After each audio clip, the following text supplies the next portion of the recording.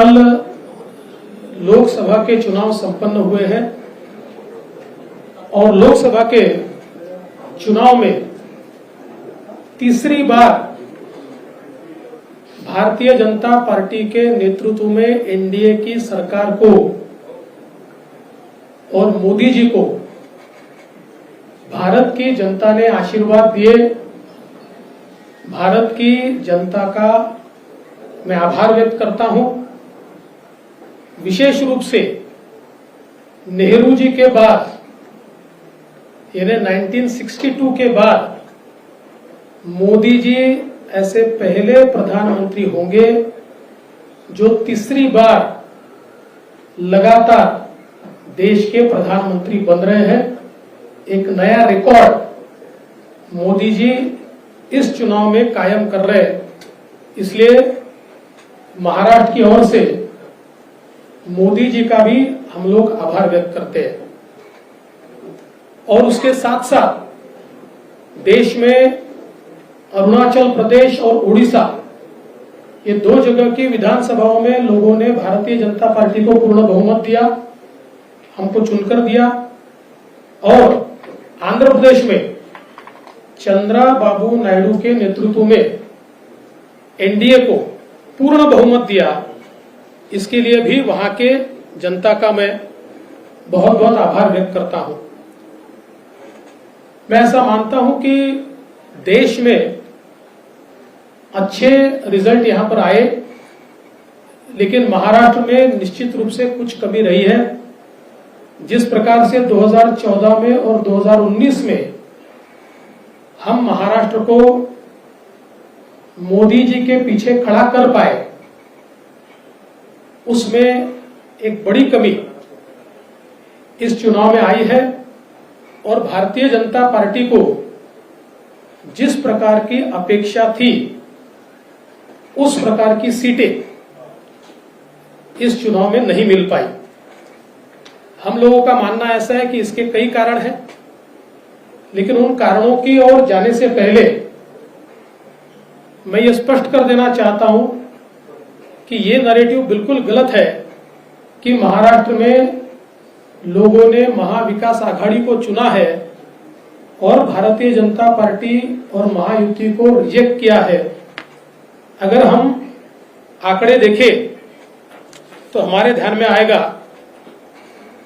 कि कुल मिलाकर महाराष्ट्र में जो महाविकास आघाड़ी थी उनको 43.91% वोट मिले हैं और एनडीए को 43.60% 43.60%, यानी आधे प्रतिशत से भी हम पीछे, कम वोटों से हम लोग पीछे हैं।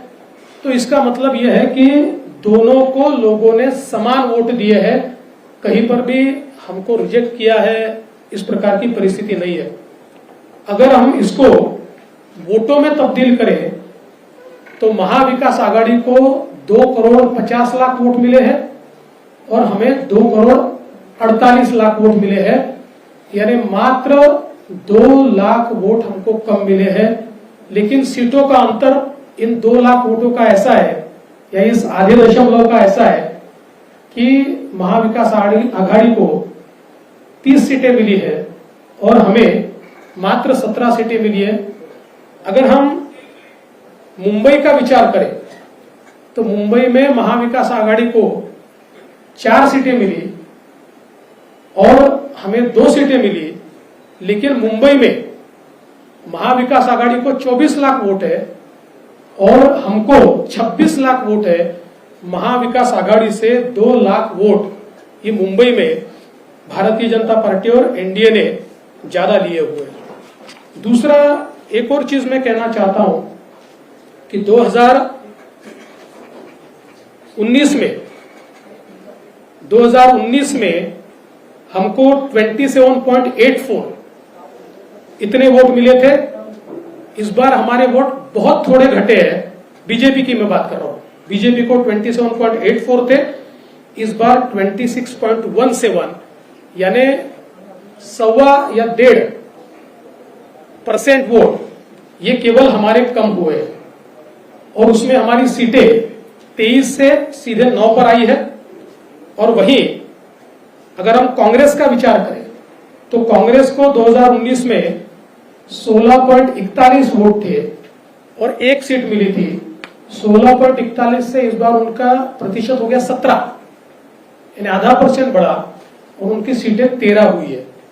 तो अगर हम लोग कुल मिलाकर ये सारी चीजें देखें तो मैं ऐसा कह सकता हूं कि भारतीय जनता पार्टी को और एनडीए को या महायुति को लोगों ने अच्छे वोट दिए हैं, लेकिन पॉलिटिकल अर्थमेटिक इस प्रकार का रहा कि हमारे खिलाफ के वोट ये बड़े पैमाने पर कंसोलिडेट हुए। और इसका परिणाम मैं अगर बीजेपी का विचार करूं तो हमारी 8 सीटें ऐसी है कि जो 4% से भी कम वोटों से हारी है। करीब 6 सीटें ऐसी है जिसमें 30,000 से कम मार्जिन से हम हारे हैं और 2,000 से 4,000 से 6,000 से हारने वाली भी सीटें हमारी है। तो मुझे ऐसा लगता है कि ये जो कंसोलिडेशन है इसको हम रोक नहीं पाए।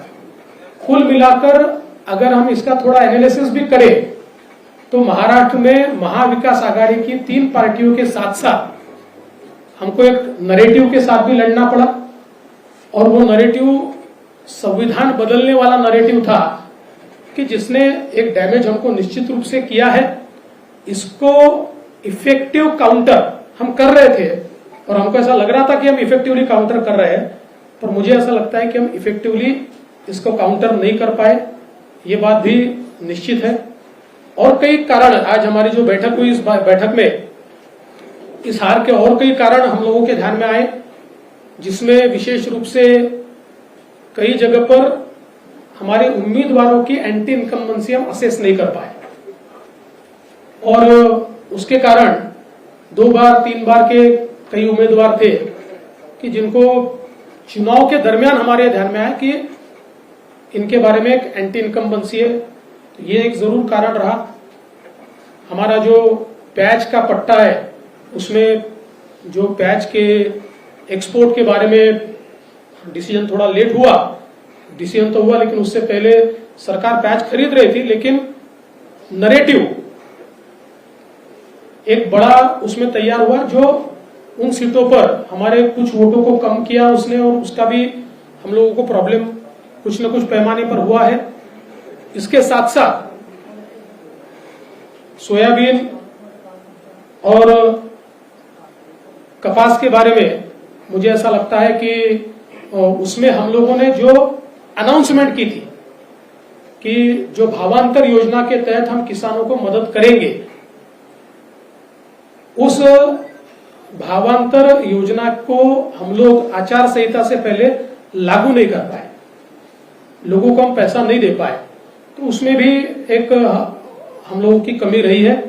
और इसके साथ साथ और भी कई कमियां हमारी हैं जिन कमियों के ऊपर हमने विचार किया और मुझे ऐसा लगता है कि इन कारणों के चलते कुछ सीटें हमारी निश्चित रूप से कम हुई। एक हम लोग बड़ा ब्रेनस्टॉर्मिंग भी इसके ऊपर करेंगे। अभी आज हमारे कई वरिष्ठ नेता नहीं पहुंच पाए क्योंकि कल देर रात तक काउंटिंग चली है। तो हम लोग सब लोग मिलकर फिर एक बार एक ब्रेनस्टॉर्मिंग करके और विधानसभा के लिए हमारी स्ट्रेटेजी तय करेंगे।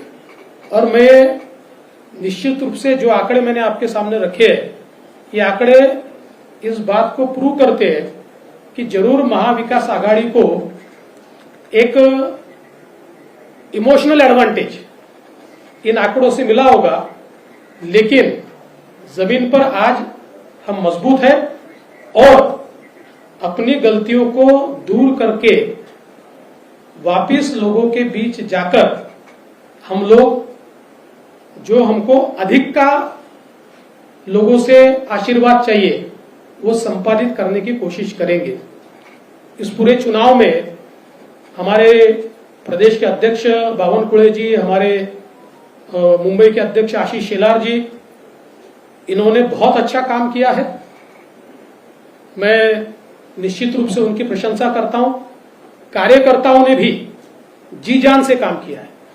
भारतीय जनता पार्टी के कार्यकर्ताओं ने केवल खुद की कॉन्स्टिट्यूएंसी में नहीं, शिवसेना की और एनसीपी की कॉन्स्टिट्यूएंसी में भी बहुत अच्छे से काम किया है। हाँ, ये जरूर है, और जो मैं स्पष्ट रूप से मान्य करता हूं कि हमारे जो मित्र हैं उनके साथ नीचे कुछ प्रश्न निर्माण हुए हैं जिसको हमें पाटना होगा, जो हमने चिन्हित किए हैं, और जल्दी ही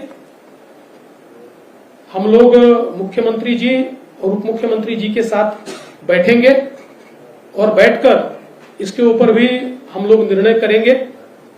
और साथ साथ महाराष्ट्र में चूंकि एक प्रकार से भारतीय जनता पार्टी की सारी जिम्मेदारी महाराष्ट्र में एक लीडर के रूप में मेरे ऊपर थी, तो ये जो हमारा महाराष्ट्र में डिबैकल हुआ है या जो हमें एक प्रकार से हार मिली है, हमारी सीटें कम हुई है, इसकी पूरी जिम्मेदारी ये मेरी है। मैं इस जिम्मेदारी को स्वीकारता हूं। कहां कमियां रही है उसको पूरा करने की कोशिश करूंगा। मैं भागने वाला आदमी तो हूं नहीं, और जोरों से मैदान में उतरूंगा और हमारी पूरी पार्टी को साथ में लेकर हम लोग वापस नई स्ट्रैटेजी तैयार करेंगे, और नई स्ट्रैटेजी तैयार करके हम लोग जनता के बीच जाएंगे। जनता का जो विश्वास है उस विश्वास को हम लोग संपादित करेंगे।